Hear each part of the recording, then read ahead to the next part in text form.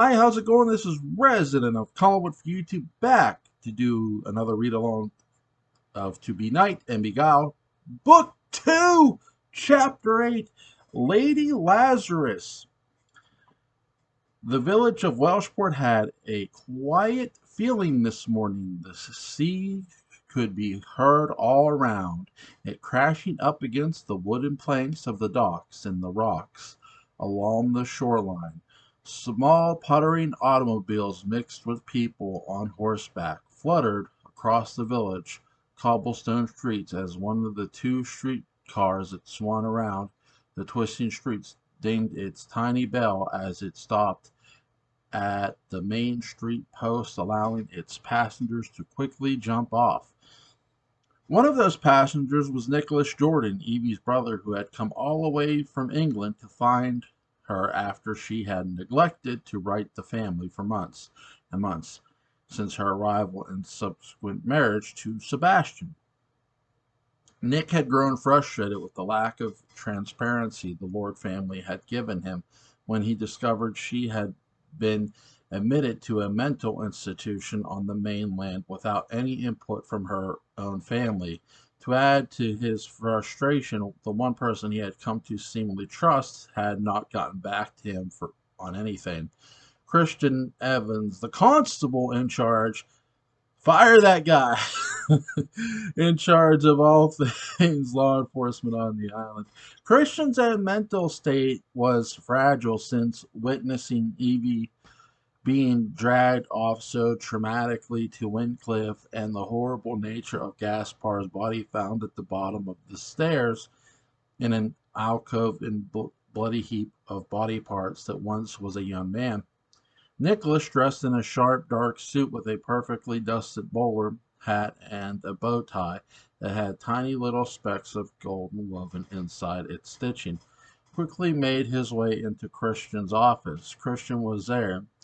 He had not gone home in several days. He couldn't sleep. He couldn't think or process anything that a normal minded person could. When Nicholas walked into the office, there was nothing orderly or professionally about it. Perhaps were strewn all over the desk and chairs. The sofa was piled high with blankets and pillows where Christian had been sleeping. He was still there in his normal day clothes, unshaven and smelling of days and days without bathing. Good God, man, where have you been? I've been waiting for you to get back to me about Evie. It's been almost a week and a half since we went out to Wincliffe. I haven't been able to get a hold of you since, Nick asked, entering his office. Christian, in his makeshift bed on the sofa, rolled over and rubbed his eyes that had heavy, dark circles under them. Just leave me alone, he said, his voice grizzled and scratchy from many nights of drinking. What's happened to you? Nick asked, pushing papers around the desk as if he knew what they were. Leave me alone, Christian yelled back, throwing a pillow at Nicholas from his sofa-turned bed. Listen to me, chap. You said you'd help me, and so far, all I've gotten from you is a complete breakdown of what I thought was a stand-up man of the law.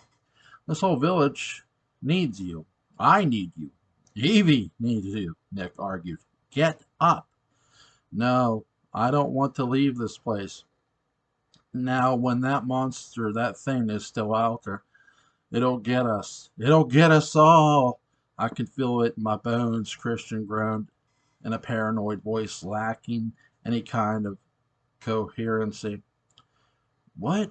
You're not making any sense, Nick replied, surveying the room that was littered with empty liquor bottles. What about Evie? I thought you were in love with her. I thought you wanted to help her as much as I do. You know she needs us, Nick added. Evie, Evie. Ever since the day I met her, things have gotten worse and worse. I can't do it anymore. I can't be the one that saves her. I tried, and look where it got me, Christian said. You can't give up. She doesn't belong in that hospital, Nick shot back. Hospital? She's not even there anymore. She's gone, Christian said, shifting quickly on the sofa, back around to face Nick. What? What do you mean she's not there anymore? She's gone like everyone else? She's gone like Sebastian and Mary and Georgina? They're all gone. Just gone, Christian said, making no sense. Christian, listen to me. What the hell are you talking about? How is she gone? Gone how? Nicholas wondered, his heart now beating faster, thinking that perhaps Evie had died now that Christian was lumping her in the three people Nick suspected were dead too. The other day I was at the Lord's mansion with the letter I received from Eliza Good and Mary's death by suicide. I still don't believe she did it. It had to be him. He did it. Like he did it to all the others, Christian said, floating conspiracies only his hun-over brain could handle. Him, him who? Nick asked. This person took Evie? Nick's questioning. Christian frowned, seeing the disbelief on Nick's face. The head of Wyncliffe burst into Terramore as I was explaining Eliza's note. He said that Evie and another patient had escaped the hospital, and that she was gone. No one would find either of them. I don't think anyone ever will. People are disappearing every day. I can't keep up. I can't do this anymore. I feel like every time I put my mind to something, another thing happens. This is much more worse. It's a curse, Christian replied to Nicholas, somewhat relief that Evie had not died. Then that's wonderful if she's out of that place. Maybe she can come back here. Maybe she's back on Welshport, Nick replied in glee. You don't think we would have already found her? She isn't on the island, Christian dissented. She would have come here without, wouldn't she? You're right, Nick added. Well, then we need to find her. Where she, where she went and how she got out. There was another patient. Who was it? Maybe Evie went to where that person's family is. If we find out it was, we can, who it was, we can trace. Enough, God damn it, Nicholas. I don't care anymore. I don't care about anything, Christian screamed as he finally got off the sofa and went over to his messy desk and opened a drawer where there were several empty bottles of rum. Christian shuffled through the clanking glass and found one bottle that had a good half a bottle left and swagged it for breakfast. You're losing it, old man. I can't have my only friend on this island lose what's left of his mind, Nick replied. You don't need me. This will be done with as soon as dead and gone. It's only a matter of time before whatever the hell curse this has come for to me. Just go back to London, go back to wherever you want to go back to. Just get the hell out of this village and off the island before it's too late, Christian said in a slushy tone voice. You might want to listen to that one, actually, as crazy as Christian is. Um, you need you need to eat something. You need to get yourself together and help me. Evie is counting on you, Nick replied, ripping the now empty bottle out of Christian's hands. Evie doesn't need me. She's better off without me. And she's really out free on the mainland. She's better off there if she comes back here. She's a bigger fool than anyone ever knew, the drunk constable replied. As the two men continued their conversation, a small convoy of horses drawn cottages were beginning to make their way through the winding streets of the village. They had come from the docks at Welshport Marina from the very first ferry of the day, ordered specifically to come on an emergency terms. A convoy, 3 carriages in total, galloped its way through the streets. Small automobiles with their backs canvas tops and pulled over to let the horses through. People walking along the small streets wondered what in the world was the commotion, and why those carriages were rushing around the town together in such a quick succession. A carriage was not a strange sight in the least, but 3 together, almost galloping in unison in one direction, was peculiar. Then the convoy arrived at its destination, Constable Christian Evans' office. Out stepped Stephen Phillips Moore, a magistrate of the council in which Welshport resided, and another man no one knew. They knocked on the office, startling Nick and Christian. Then they rushed their way in. "Constable Evans," Magistrate Philip Moore announced. "Sir, yes. What are you doing here?" Christian asked, straightening his behaled appearance as he greeted the man in charge of the area, thus in charge of Christian. "We've come today because of several complaints about your conduct. We are concerned with what we've heard, and I, for one, can no longer allow you to be in this position in your state of mind," the magistrate said. "State of mind?" Christian asked as Nicholas stepped aside, allowing the men to enter. "This is your replacement, Constable. This Constable, Gregory Rains. He is here to make sure this community is protected and safe. No one will need to worry your mind on the ins and outs of the village. You've been released from duty, and I have required you to undergo a battery of psychological," the magistrate replied.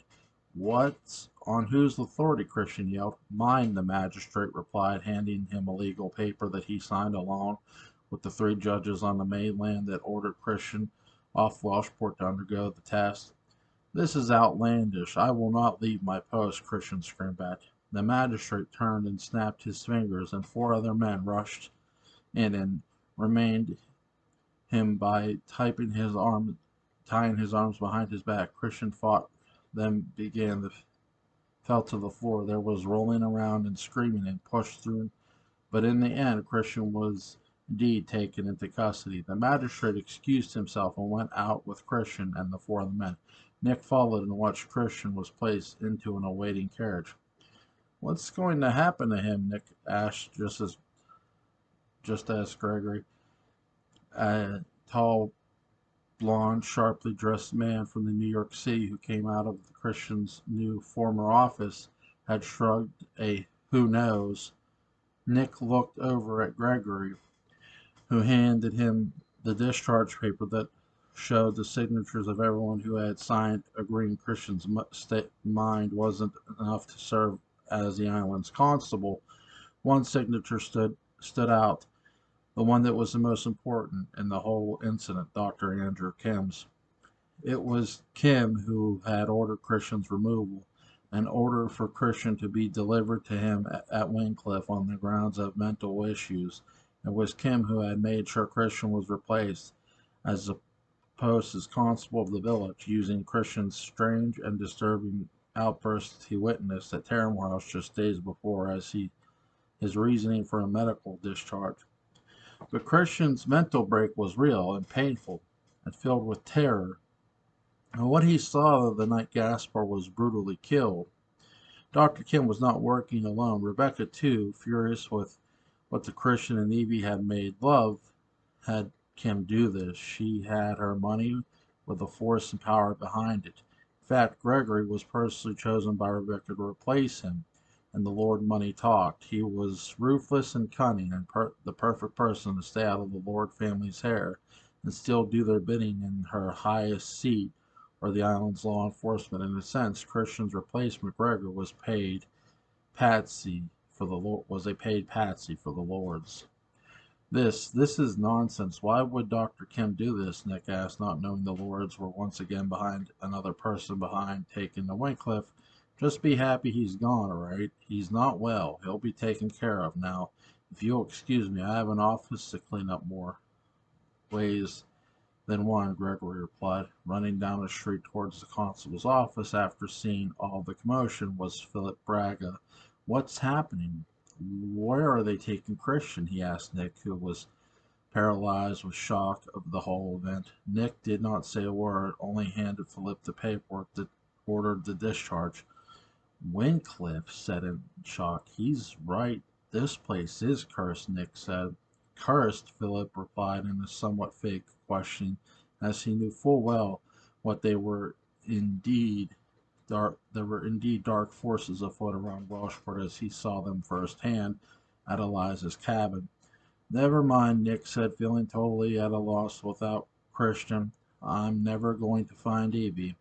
I'm never going to find my sister," Nick added under his breath to Philip's shock. Sister? Evie's your sister? Philip replied in surprise, finally knowing the truth. Look, Nick looked over at Philip and nodded yes. His face showed sadness, defeat. Philip's heart broke for him as the carriage carried Christian off to parts unknown at Wincliffe Sanitarium. Philippe could feel it in his heart that perhaps things had gone too far. He had to tell Nick what he knew and what he saw the day they visited Eliza, or what happened after that with Sebastian. The whole story needed to come out, and Nick needed to know if they were ever going to find Evie again, that all of his secrets was to keep everyone alive. Sebastian was out there lurking in the darkness with a thirst for human blood, and Philippe wanted to do was keep everyone out of the monster's way. But now he thought his way of doing things was wrong. Now Philippe thought perhaps his strategy needed to change. Maybe Nick could rewrite the mess Philippe felt he had made keeping the secret of Sebastian's return from the grave. Come with me, we have to talk, Philippe said. He grabbed young Nick and took him to a private place where they could finally discuss the truth. The Winterbournes, Alice and Matthew. On the docks at the marina in town, ships from various fishing fleets came in the midday catch to disembark and empty out their large vast of various tuna, marling, and swordfish for the market in the village, and to send around to fish markets all over New England.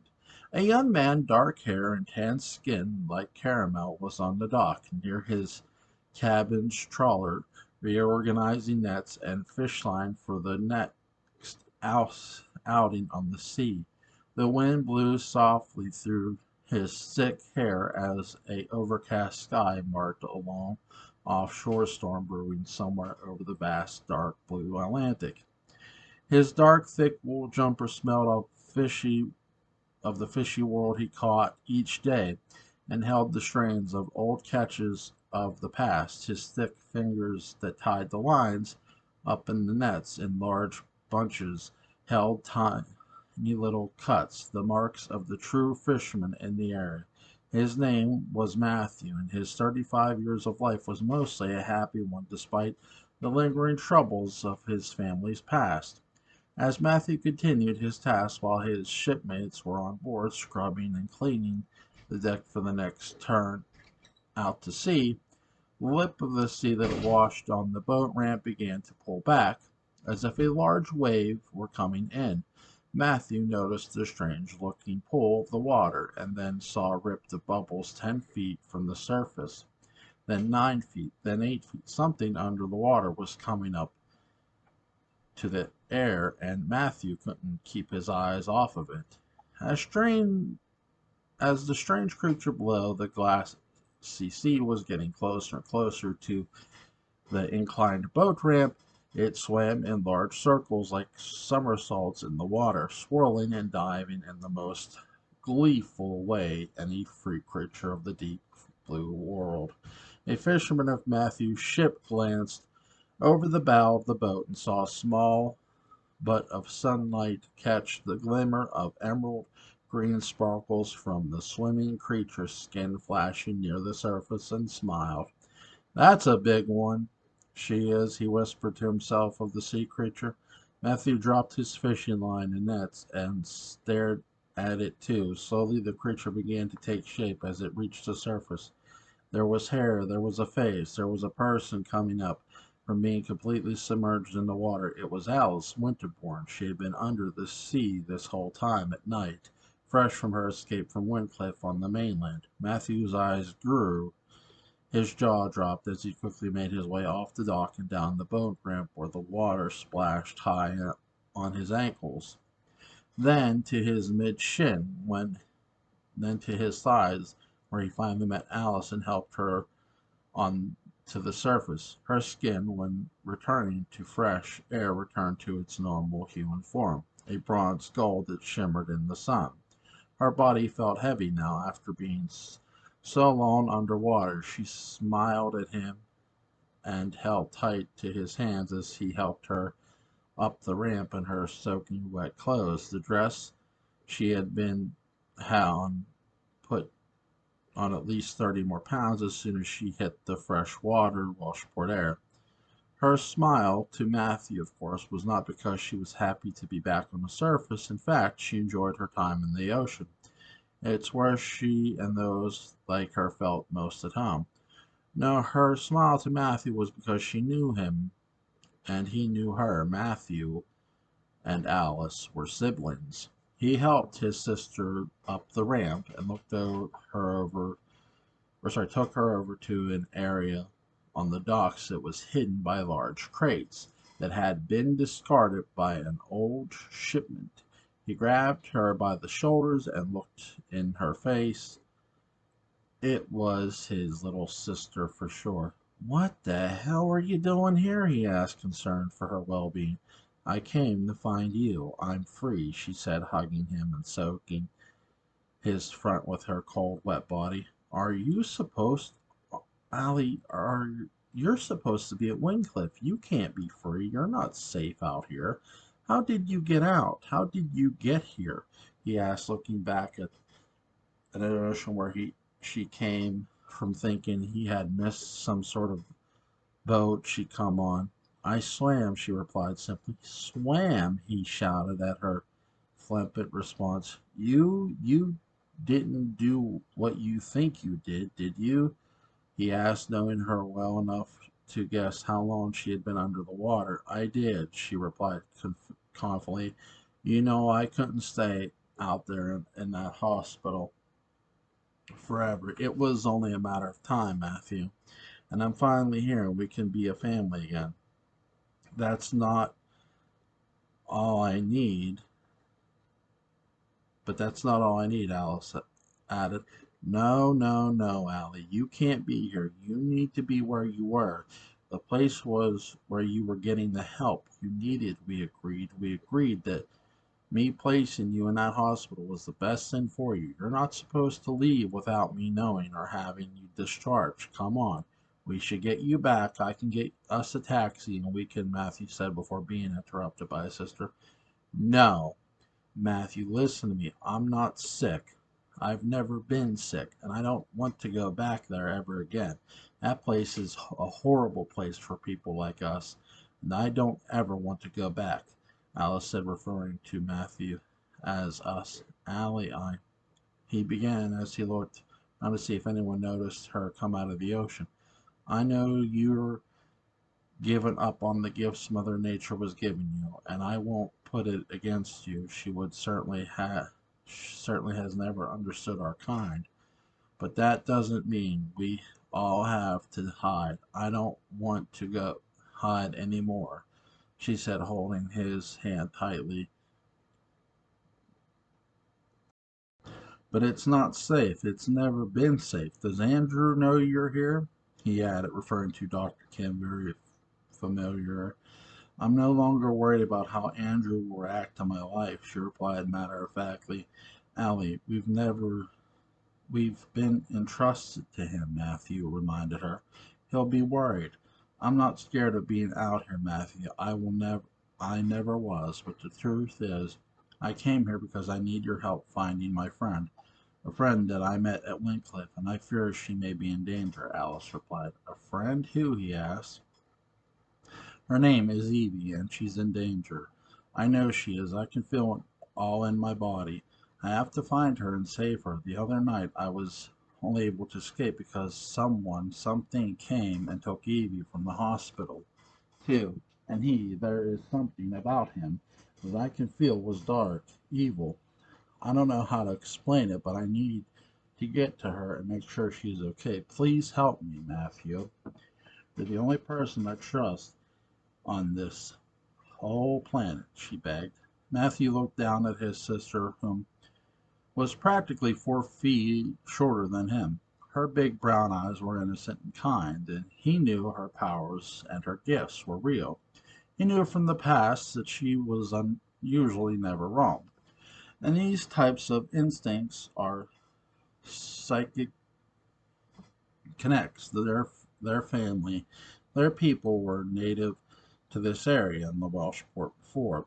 It was Welshport they were connected to the spirits of the earth that gave him strange and unique abilities to live on the land, in the air, and in the sea. There are very, very, very few of their kind left on the earth, and the ones that did remain living in hiding and acted as their human counterparts like Matthew did. The two Winterborn siblings were virtually the last of the mythical Native American tribe. Only Alice continued to live as her people did, in her truth and in her powers. To keep her safe, Matthew had her admitted to Wycliffe, in hopes people would just assume she was insane, and in a way, Alice understood this as his way of protecting her from the dangers of the human world. So she never protested, but now, with becoming friends with Evie and witnessing her abduction, she had to turn the page in the chapter of her life locked away, where she was locked away like a secret. She was ready to emerge to find her friend, her only friend, and save her from the thing that took her. Here, take these keys and run to my apartment, 1338 Swinton Street, apartment 11, or sorry, room 11. You have clothes there, change and rest. I'll be home in 3 hours. Once I'm home, he paused, unsure he should promise to help her, knowing she would call in this promise. He was sure she was being honest about what she saw. He could sense her truth that power remained with him, but to help her could only place them both in the public eye, and that was a huge fear of his. Well, she asked, taking the keys from her brother, waiting for him to finish his sentence. I'll be there and we'll talk about what to do next, he said, with a smile as she stepped out of the puddle and smiled. She knew he'd be home like he said. Then, like a quick gust of wind, she was gone. Matthew wasn't sure what to do next. His sister had a very powerful connection, still, to the world around her. It was an ancient gift she refused to part with. Unlike him, but whatever dangers Alice felt when seeing Sebastian take Evie, Matthew feared worse if they were exposed, as their people once were many, many years ago. Matthew gathered his belongings and went back to the boat, where his shipmates had been looking for him. He joked that he had to quickly use the facilities before getting back on the grimy fish trawler, and they teased him for being too particular. Then they set to the sea to finish out their day. All Matthew could do was stare on the island and wonder what to do next from his mythical sister Alice, and think about Dr. Ken, and how he must be losing his mind over his sister missing from Wycliffe. They had all, after all, become like family over the years. In her quaint room, with her pink cloud wallpaper and giant dollhouse that was a replica of Terramore House, Charlotte Lord sat on a small wooden chair, painted while staring into a mirror as she combed her hair. It was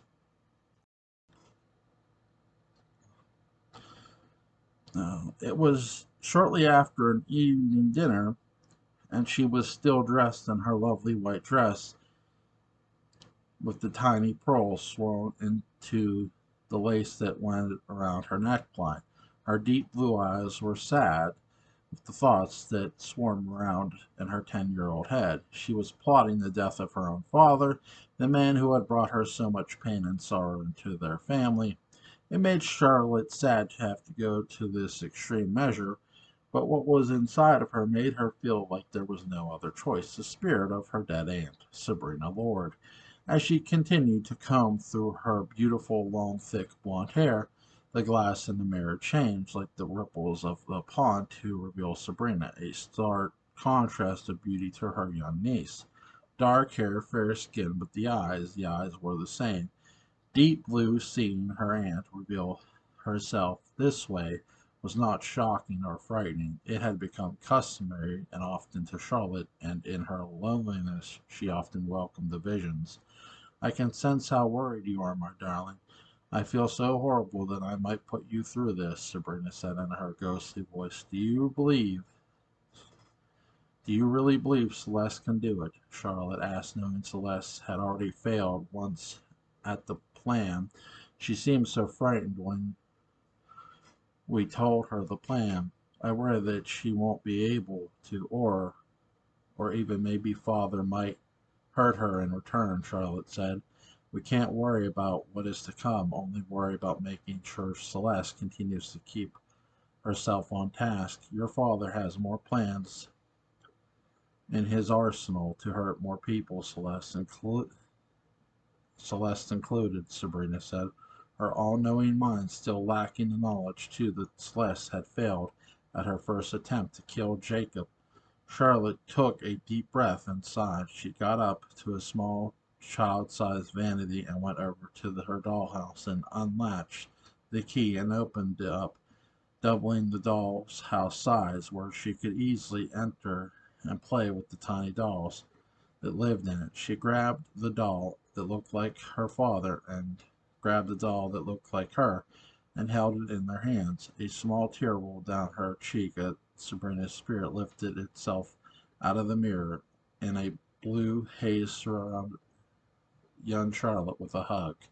As the two comforted each other in a moment of sincere sadness concerning the effect of what would it mean to take a man's life, even if he were pure evil, Jacob made his way up the long, winding staircase and down the dimly lit hall towards his daughter's room. As he approached, her heard his daughter speaking, but no one else replied to what she was saying. He listened at the door that was slightly open. What if Daddy finds out what we're doing? What if he takes us away? Charlotte asked Sabrina. He can never take me away. I am a part of you forever, Sabrina replied in a voice only Charlotte could hear. He scares me sometimes. I think he wants to hurt me too. I know he wouldn't, but then again, he could. Daddy hurt you and not hurt me. Jacob's brows frowned. What was she talking about? He wondered. Who did he hurt that she knew about? He pushed open the door and found Charlotte alone with her dolls in her hand. Darling, who were you talking to? He asked as he slowly walked into her bedroom room. Talking to? Charlotte asked nervously. Yes, I heard you were talking to someone, he replied suspiciously. No, I wasn't. I wasn't, Daddy. I was playing, see, she replied, holding up the dolls of herself and him. Jacob didn't believe her, even though he didn't hear another voice reply. Nevertheless, he looked around the room for her cohort. He opened the closed and pulled back the clothes on the hangers. No one there. He passed a large Chinese screen that was standing in the corner of the room, and only found a small chair with a teddy bear sitting on it grinning at him. He walked back to where Charlotte was standing in the giant dollhouse and bent down and looked inside, then looked at the dolls in Charlotte's hands. So you were only playing, he said. She nodded her head. Who is this? He added, picking up the doll in a random room of the dollhouse that added long black hair, a white dress, and a very pale skin. It was a doll of Sabrina Lord. Charlotte said, too scared to answer. When Jacob stood up straight again, he turned to his daughter. He saw the most shocking thing, the ghost of Sabrina in the mirror. Behind Charlotte, dressed exactly like the doll in his hand, he screamed and fell backwards onto the dollhouse, crashing into Charlotte. Charlotte screamed too and fell backwards, the doll in the hands flying under the bed. Bewitched! He screamed as he go up and rushed over to the mirror and picked it up and slammed it to the ground, shattering it into pieces to match the broken dollhouse. Daddy, stop it, please, Charlotte screamed. Where is she? How did she get here? Tell me, Jacob screaming, grabbing his 10-year-old daughter by the shoulders and shaking her until she screamed with fear and her face was red. I don't know what you're talking about. Please, Daddy, let me go. Let me go, little Charlotte said, trying to release herself from his grip. You're lying to me. You're lying to your father. I know what I saw, Charlotte. Tell me how she got here. Tell me what she wants. Tell me, Jacob replied. But just as Jacob finished his sentence, Charlotte's face morphed into Sabrina as she said in a hiss-like voice what she wanted. Your life. Jacob screamed again and fell backwards and hit his head on the corner of the vanity. When she opened his eyes again, Charlotte's face had returned to the shrub-like painting it had always been. She was kneeling on it in the heap of shards in her dollhouse, breathing hard, shaking in fear. Jacob groaned in pain, but realized what he had to do.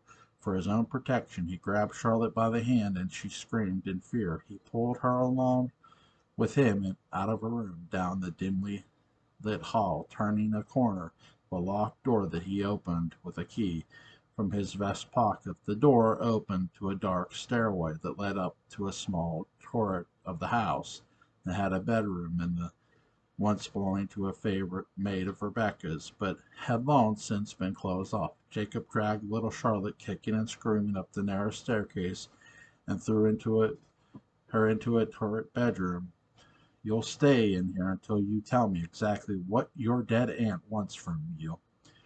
Don't even think about seeing the light of day until then, he said, growling with evil. As he closed the door behind him, Charlotte rushed it, but it was too late. She was locked away in the dark room now that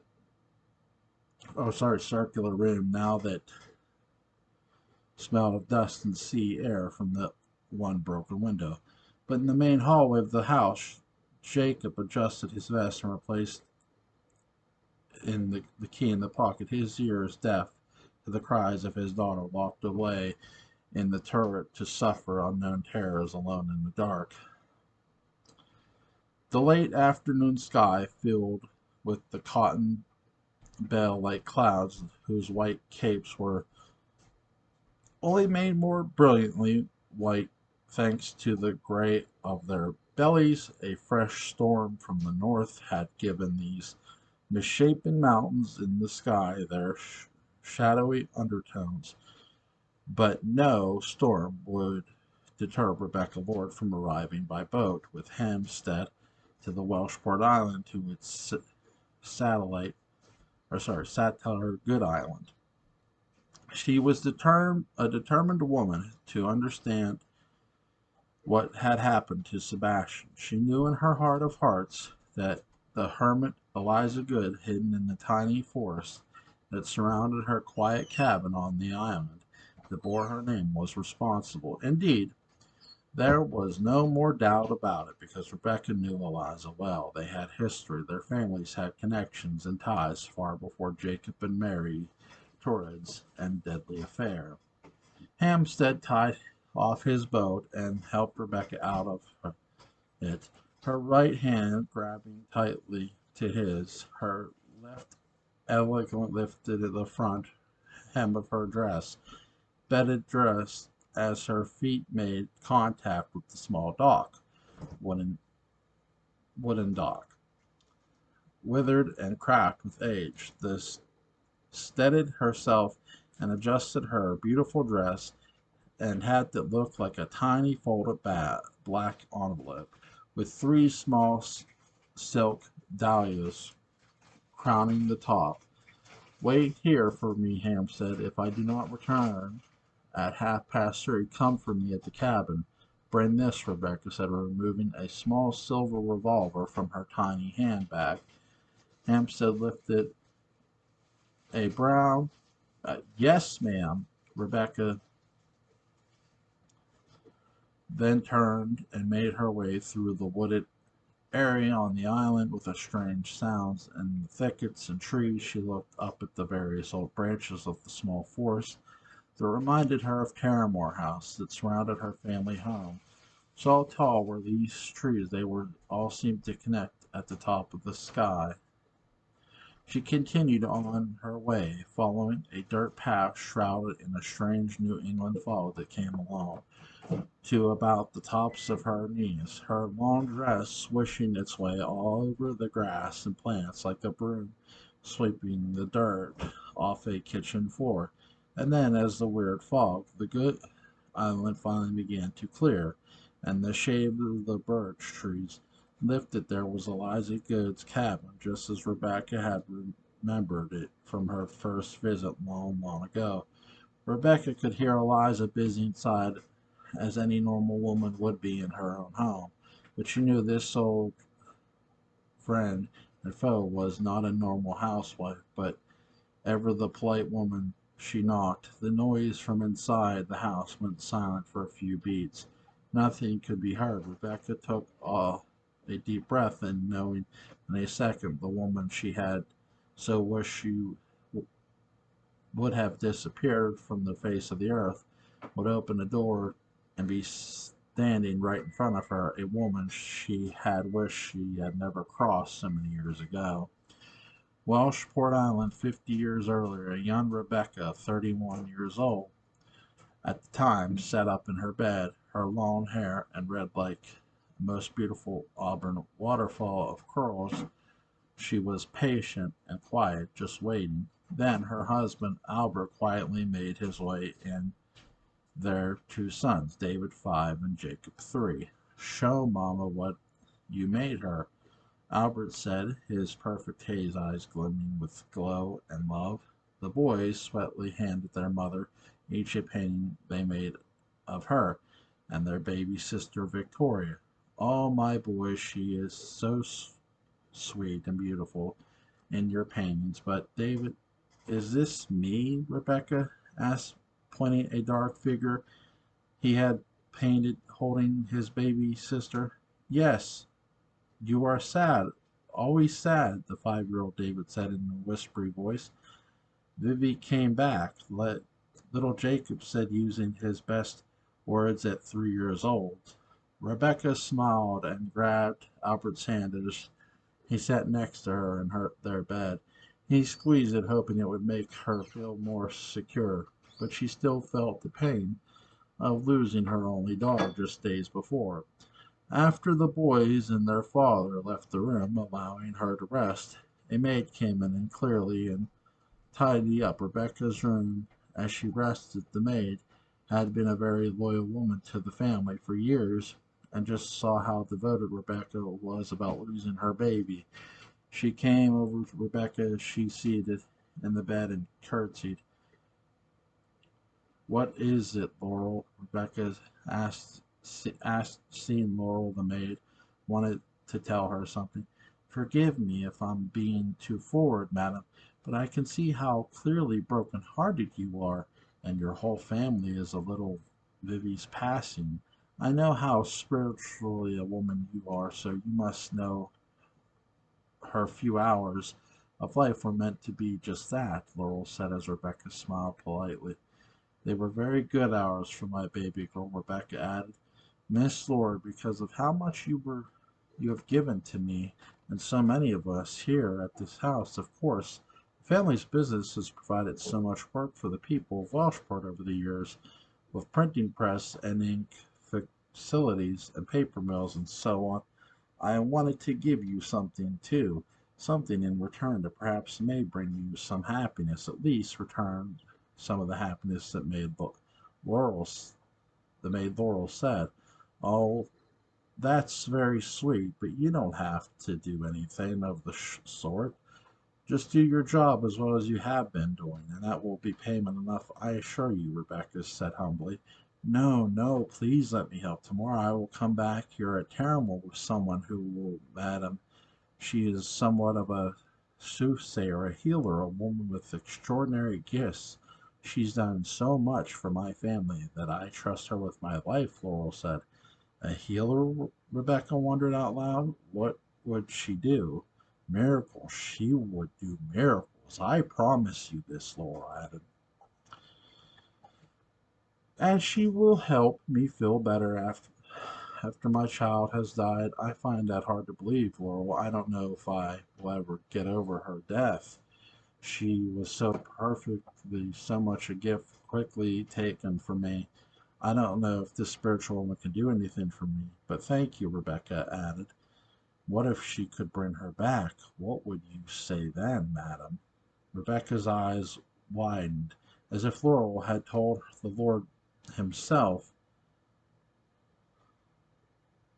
had told her the Lord himself had returned to earth. It was the most bizarre thing anyone had ever told her with a straight face. It was almost comical, childish even, to believe that someone could have you begin to believe that another person could bring back the dead. Laurel, my dear, you must be joking. Laurel, no, madam. She has done it for me. My own sister, ill with influenza, she died in my arms 4 years ago, and when she called Eliza to my home, on suggestion by a neighbor in the village, she came and revived her. They call her Lady Lazarus. She has powers, madam, God only God himself could have. She is gifted, Laurel explained. Rebecca became silent and thought it was strange for her to even entertain this type of conversation, almost heretic in the nature. But if it were true, if this Lady Lazarus, named Eliza, had brought back to life Laurel, her sister perhaps, just maybe, she could do the same for Victoria. You think she could really bring back Vivi? Rebecca asked, using Victoria's family nickname. I do, Laurel answered confidently. Rebecca thought about the day Vivi was born, how happy she was, how rapidly the birth went, how the doctor saw the umbilical cord around the baby's neck, how the strangle to get the baby out, how Rebecca was going in and out of consciousness while the wet nurse cried uncontrollably. When Rebecca awoke, her husband Albert said that the wet nurse and doctor had gone and has taken Vivi. The baby did not make it after a few hours after being born. Rebecca screamed into a pillow. She never held her. Very well, Rebecca said to an eager Laurel after the memories washed away of the night Vivi died. Bring her bring her here tomorrow, but do not tell my husband. Just say she is a woman of the village. Come to wish me well, Rebecca ordered. Laurel smiled and nodded, her heart filled with happiness that she could help her mistress heal from the pain of losing her baby. When Eliza came to visit the next morning, their meeting was cordial. She was a woman about 23 years of age, and she came along with Laurel and a small girl about the age of Jacob that Eliza said was a little sister named Sabrina. Sabrina was the daughter of their mother, gave birth to late in life. Their mother had not survived childbirth, and Eliza was now raising her. They talked about motherhood. They talked about family. They talked about little Victoria, Vivi as the family nicknamed her. Then Laurel took Sabrina into the nursery with the boys, and Eliza began to feel on Rebecca's stomach. Her empty womb, she began to chant in whispery Latin, in a language Rebecca was familiar with so many masses, but the words were strange and nothing anything she had ever heard before. Then pain that ran Rebecca's entire body. It almost felt as if someone was stabbing her over and over in the stomach. She began to bleed, almost she was having a miscarriage, but she was not pregnant. She was not with child. Her white sheets became stained with red. Her body began to cramp up. Rebecca screamed in horror, and Laura rushed back in and gasped in shock. Has happened? The maid said, as little Sabrina came in and rushed into a corner of the room, terrified and screams.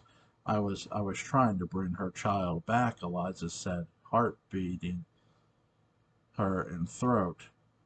What have you done? Rebecca screamed into her pillow, still clutching into her bleeding womb. Eliza stepped back from the bed, horror as Laurel did her best to calm her mistress. Eliza had made a mistake in her spell and tried to bring back Evie. It would later be obvious what Eliza had done. She had accidentally made Rebecca barren. Rebecca's womb would never again carry a child for Albert, a sibling for the boys. Instead of bringing back Vivi, Eliza made it so that no child would come after Vivi. Rebecca would forever try to find a person to reverse this horrible affliction. She would not seek out other soothsayers or fortune tellers and spiritual guidance for the rest of her days to bring back the light in her that Eliza had taken. Good Island, present time. The cabin swung open. There stood Rebecca's old foe. They looked at each other, and they knew this, that this encounter would someday come to pass. It had to. Their families would be intertwined forever after David married Eliza's little sister Sabrina, and Jacob and Eliza's daughter Mary had an affair. They were family by various connections. Their mutual love of Charlotte and Sebastian, too, was something they often found from on a mutual ceasefire on their own war, but the hatred in Rebecca never dissipated over Eliza, making her a barren wife for Albert. To what do I owe this visit? Eliza asked, standing square in her door. Sebastian, Rebecca replied. What have you done for him? Eliza's large green eyes lowered, and then she stepped aside for Rebecca to enter. Rebecca wasn't sure if she wanted to go into the witch's house, but there was no sense of having a conversation on her doorstep. She crossed herself and squeezed the rosary that was tightly gripped in her hand, and stepped into the cabin. The smell of brewing tea and sage filled the room. There was a boiling stew in a pot on the stove for the lunch. Two places set at the table. Rebecca at first didn't think twice of the double place setting, then moved on quickly to the question at hand, her grandson Eliza's nephew, Sebastian. What did you want to know about him? Would you want me to read his cards and try to contact him? Eliza said if she had no idea he was walking the earth as an undead vampire. Contact him? Why don't you just ask him to come out of one of your back rooms or from under your house or wherever you're hiding him? I know you're responsible for his ungodly return from the dead. It was your bewitching finger. It had your bewitching fingerprints all over it, Lady Lazarus, Rebecca said. Lady Lazarus? I haven't heard that in decades, Eliza smirked. Well, where is he? Rebecca, I don't know what you know, and I don't know what you think you know. I have no idea where Sebastian is right now. And the truth is, Eliza said truthfully, like you don't know where Mary is, Rebecca said sarcastically, adding to Eliza's crimes of aiding and abetting criminals. She's gone. She left in the middle of the night, and she's gone. I was sure Consul Evans would have told you by now, Eliza said. You helped her kill Sebastian, and now you help Sebastian come back to life. I don't I don't even want to try to understand your wicked thought process because I am a woman of faith and go into your diseased mind only to bring illness to. But I don't want my grandson, and I want him to go back to where he was. He died, Eliza. As unfair as it is, Mary took his life, and that's how God wanted it to. Rebecca said, God wanted it? God did not order Mary to do it. What she did, Rebecca, murder is not God's doing, and I am for one and would never excuse Mary's horrible choice. But before you and your family begin to point fingers just at Mary, I would hope you also look in halls of your own home, Eliza said, hinting at Jacob's involvement and concerning of Mary's shoot both Evie and Sebastian for him. I don't know what you mean, Rebecca answered. Of course not. How could you? Ask Jacob, Eliza simply replied. Jacob is not the only matter at hand. You are. Sebastian is. He's attacked a maid of mine, and I believe he's killed my spiritual advisor, Gaspar. Whatever you've done to him, has made him an animal. I want you to reverse it and make it right, Rebecca said. Your spiritual guide was a con artist, my dear. Trust me when I say that. And I was told Gaspar simply went back to France, not dead, Eliza said, smirking at Rebecca, who exposed the lie about Gaspar's disappearance. Don't worry, he was bleeding you of funds to pretend he knew what I know. He deserved it. Tea, Eliza added, taking a kettle from the to pour them both a cup. That's neither here nor there. The point is what Sebastian did, my maid.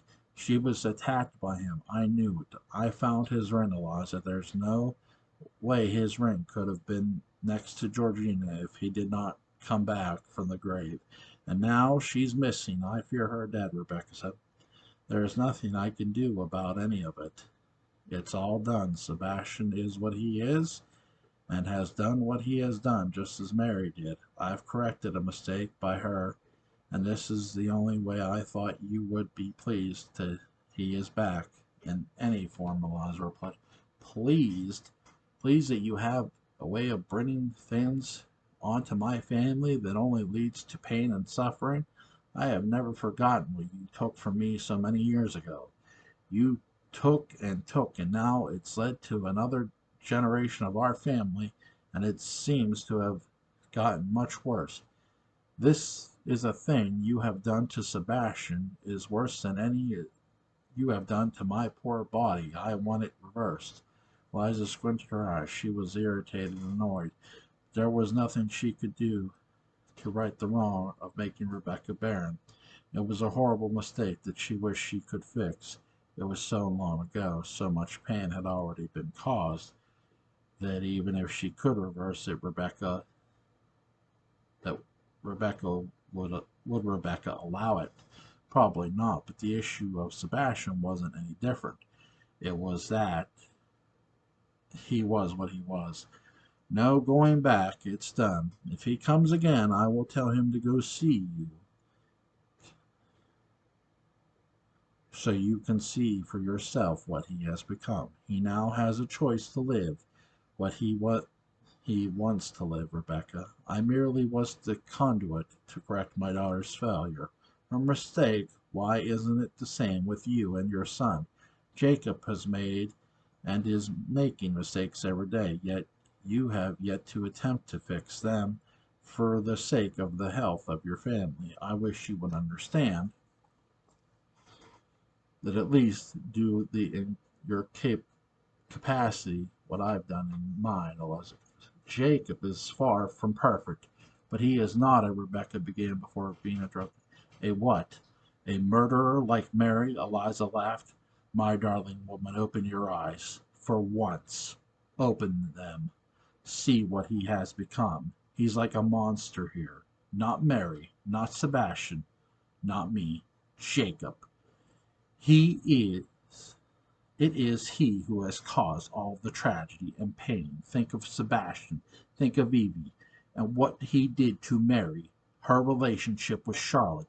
Think of all that, and what does it mean to you? Eliza said to Rebecca, whose face held all signs of pain and of the thought of her evil son.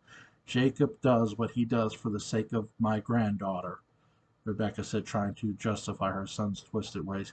You forget she's my granddaughter, too, Eliza reminded Rebecca, who quickly changed from concerned mother to tired, just ready to be ripped throat of the Jesuit. She lunged for Eliza and grabbed her wrist tightly. You will never, ever be a part of Charlotte's life, as God is my witness, Rebecca cried. Then, as the two women bickered over their mutual granddaughter, Georgina appeared from the back of the room. She was the source of the second place sitting at the table. Miss Lord, Georgina said softly, breaking the tension between the two matrons. My God, Georgina, what are you doing here? Rebecca exclaimed quickly, running to her healed maid. I came here because I knew Miss Good's healing powers. As she has helped me, I feel like a new person, Georgina said, hiding the fact that it was now really Mary in Georgina's body, a disguise no one would ever decode. Come, away from this witch and back to me with Terranor. We have to get you to Dr. Ward right away, Rebecca said, grabbing Georgina's hand and moving away from Eliza, who knew she was really her own daughter Mary. The plan had worked. Yes, ma'am, Georgina said. I will ask you never to involve yourself in my family again, ever again. Can I have your word? Rebecca said as she turned back to Eliza, who stood up from the chair and dropped her teacup on the table. Eliza curtsied to Rebecca and put her hand to her heart and smiled. You have my word that I will not involve myself in any way irresponsibly, so long as you take care of this girl as if she were your own child, Eliza replied. Rebecca, seethed with fury over Eliza's words on this irritating and opened the cabin door and pushed back Georgina out of as she rescued her from a witch's clutches, then turned back round one more time to look at the woman who took so much away from her. Her eyes darted with anger. Her stomach ached like it did the day she became barren in her bed. Rebecca grabbed at the ache in her stomach and growled, Don't ever come near my family again. Georgina, come. Eliza personally curtsied again, and Rebecca vanished in the forest. Mary turned one more time to look for her mother Eliza through Georgina's face, eyes, and body, and gave her a little wave goodbye. She wanted to cry. Eliza wanted to cry too, but it was like they may never see each other again. But the two kept their composure, and suddenly Georgina vanished too behind Rebecca to the docks where Hampstead was waiting. Mary, now as Georgina, would finally be reunited with her daughter Charlotte in the best disguise a witch could fathom, another woman's face. Eliza then closed her cabin door and sat back at her table. She knew in her heart this was not the last she would see of Georgina or Rebecca. They'd meet again soon. Eliza then opened a drawer in her kitchen that had several different types of cutlery. She hurried, shoved over the silver cutlery, causing a changeling sound, and found a long piece of twine that was underneath the collar she used to tie up random branches of her flowers. The twine was old and made of old clothing string. Eliza picked up the twine, cut off a long piece of it. Wait a minute, did I miss my place? Um, cut off a long piece of it.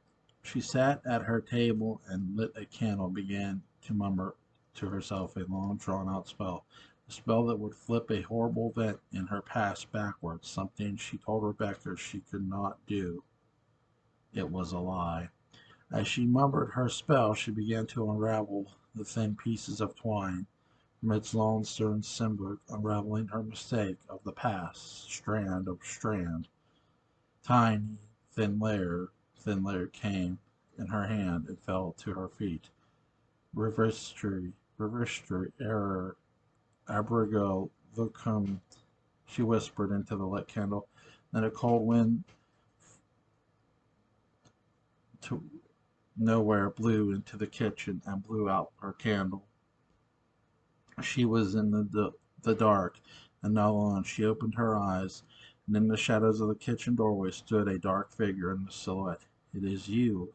Have I done it? Eliza asked the shadowy figure. The person did not speak, only nodded their head, confirming Eliza did indeed succeed for her spell unraveling. Then you will be my gift to Rebecca. May you ease the pain by eliminating the worst of them from her life, Eliza said. As the sun finally began to dip behind the horizon, Rebecca, Georgina, and Hampstead made their way back to the docks near the Welshport lighthouse, where they had a horse and carriage waiting for them to return to Terramore House. Deeper in the Terramore forest, another secluded cottage that had been many years deserted had life inside of it once more. The cabin, known as Lockwood Thicket, was once owned by Rebecca's family. The Lockwoods, no one had lived in there over 80 years. Once in a while, the lords would go there and visit, stay a few nights as a little vacation from the massive estate of Terramore. But for the most part, it lay empty after Rebecca immediate, immediate family abandoned it. Sleeping inside, asleep, Evie was coming to. She opened her eyes and saw the straitjacket from Wincliffe in the bell on the floor. She had been freed of it. She looked around the small room and got up from the bed. Had fresh sheets on it. She looked out the window and saw that the sun had set. She was in the forest somewhere. She looked around and saw 3 candles and a lantern had been lit for her so that when the sun went down she would awake. She would not be in the dark. She looked over to her right and saw the desk and went over to it and picked up a silver frame. When she saw photos of the young Lord family, a young Rebecca, her late husband Albert, their 3 children, and David, young Jacob, and infant Victoria, that would not survive shortly after the black and white photo was taken. Then the bedroom door opened, and there, in the shadow of the cottage hallway, was Sebastian Lord, his eyes seeming to glow beyond his glare, and staring at Evie. She screamed and threw the silver picture frame at him. The silver grazed the skin, and his forehead burning it. Sebastian growled in pain, and the tiny bruise left by the silver quickly healed, and Evie gasped in terror at seeing her dead husband again in front of her. Most shockingly of all life, he stepped into the room, lit with the candlelight, and showed himself to her. "Hello, Evangeline." His voice echoed in her mind, and her eyes rolled to the back of her head, and she fainted into a dark world of sleep, her mind attempting the greatest escape of all, sleep. All right, guys, that was the read along. Really, really, really good. Not not just, this isn't a conclusion. This is there. This is obviously setting up for something a lot bigger. You have a dark, mysterious figure that was created by Eliza after her and Rebecca's confrontation. You have Constable Evans heading the Wincliffe. Um, Dr. King's gonna be like, man, I don't need any more fake patients. I got enough of a real one here. This dude's got issues. You see, but he knows about the Sebastian there. So, I mean, it's going to be interesting to see what happens there. Um, Now, it was saying that Alice Winterbourne and Matthew are the last of her kind. I sort of wonder if they think they're the last of their kind. I guess that's a question I'll ask John when I bring him on. Um, That'll be a good question, too. So, we'll see. Um, what that answer will be. That is curious because they could honestly just believe they're their own kind. Yeah, they might not know for sure. There is that possibility. Um, Really, again, I really enjoyed the characters and the scene setting. This was really, really a great chapter. Book, I said book 8, book 2, book 2, chapter 8, Lady Lazarus. Link will be in the description box. Says go check this out. This is an amazing, amazing story. Have a good day.